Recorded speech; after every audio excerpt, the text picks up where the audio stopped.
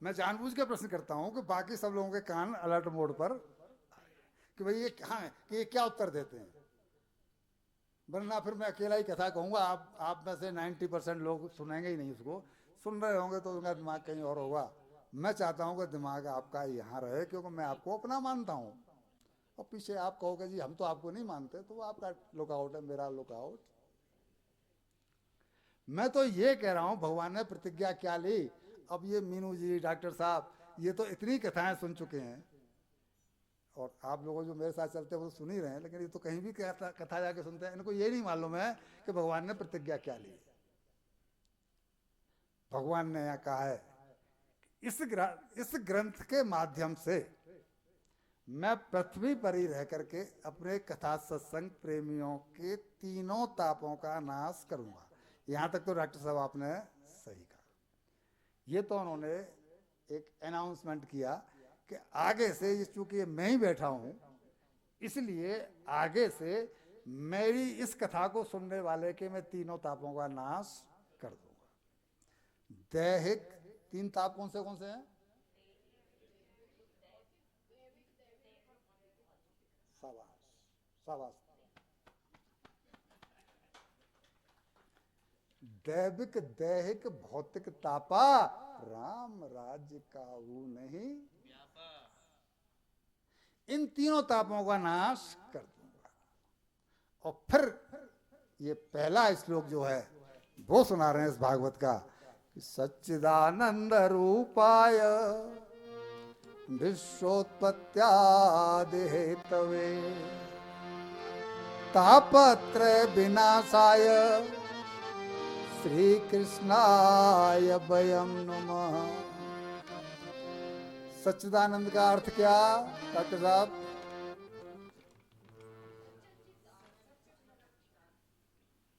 सच्चित आनंद, बहुत बढ़िया। सत प्लस चित प्लस आनंद। अच्छा, ये अधूरा रहेगा बेटा, इसको ऐसे बोलो, सत सत एक भगवान ही ऐसे हैं जो तीनों कालों में रहते हैं। मीन्स हम तो मरते हैं फिर जन्म लेते हैं, तो हम सत्य नहीं है, सत्य भगवान है। ये काम आएगा कभी, फिर कोई बच्चा पूछ बैठा तो जवाब तो दे पाओगे ना। फिर चित, चित मीन्स चित नहीं, यहाँ वो मैं चित पूछ रहा हूँ, चित्त नहीं पूछ रहा हूँ। मैं चित पूछ रहा हूँ, चित्त नहीं पूछ रहा। चित्त नहीं, चित्त मीन्स ज्ञानवान। एक भगवान ही ऐसे हैं जो सत्य हैं। फिर आया चित्त, सत्य के बाद में चित्त। चित्त मीन्स जो पूर्ण ज्ञानवान हैं। हम तो सभी अज्ञानी हैं, कितना भी ब्रह्मा जी भी हों उनको भी मरना पड़ता है। तो ब्रह्मा जी सत्य नहीं है, सत्य केवल भगवान। ब्रह्मा जी से भी भूल हुई है, प्रमाण चाहिए क्या? ब्रह्मा जी से भी भूल हुई है, क्योंकि वो पूर्ण ज्ञानी। चित्त, सत्य चित्त प्लस आनंद, एक वो ही है जो आनंद है, उनमें है। आनंद का अपोजिट बताइए। सुख का अपोजिट क्या? दुख। दिन का अपोजिट रात। धन का अपोजिट निर्धन। लेकिन जब आनंद का अपोजिट बताने के लिए आपसे कहा गया तो बिटिया ने जवाब दिया परमानंद, यानी और प्रमोशन। आनंद उत्तरोत्तर बढ़ता जाएगा, आनंद कभी कम। तो उससे घटता क्या है? बड़ा वो मजा होता है। मजा अश्लील शब्द है, मजा सांसारिक शब्द है, और हम मजे में रमण करते हैं, आनंद में रमण नहीं करना। तो भगवान ने कहा कि दूसरा जो अर्दाली आई कि तापत्रय विनाशाय श्री कृष्णाय वयम नमः। जो भगवान तीनों तापों का नाश करते हैं, हम उनको प्रणाम करते हैं।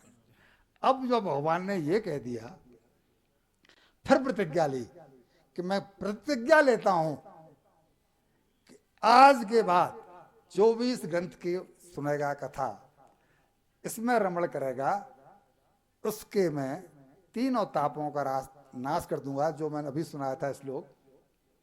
प्रविष्ट कर्ण रंध्रेना, कार्तिक जी, प्रविष्ट कर्ण रंध्रेना, अब आई ना बात, ठीक है।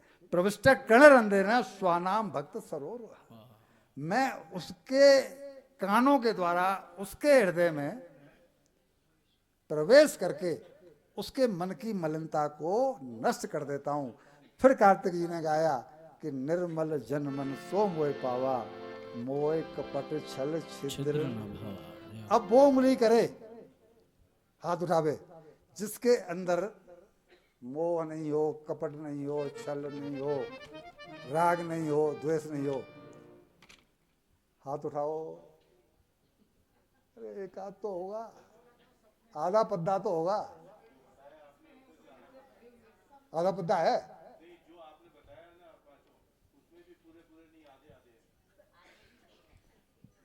आप ये कहिए कि वो कई गुना है, ये कहिए, हाँ ऐसे कहिए। तो अब भगवान ने जब ये कहा है, मुझे अच्छा लगता है, मेरी कथा में इसलिए समझ आ लगता है, प्रभु जी को इसलिए मुझे डायरेक्शन देना पड़ता है कि आप ध्यान भूल जाते हो, कथा में बह जाते हो, और आप चूक कहते ही हो कि सब मेरे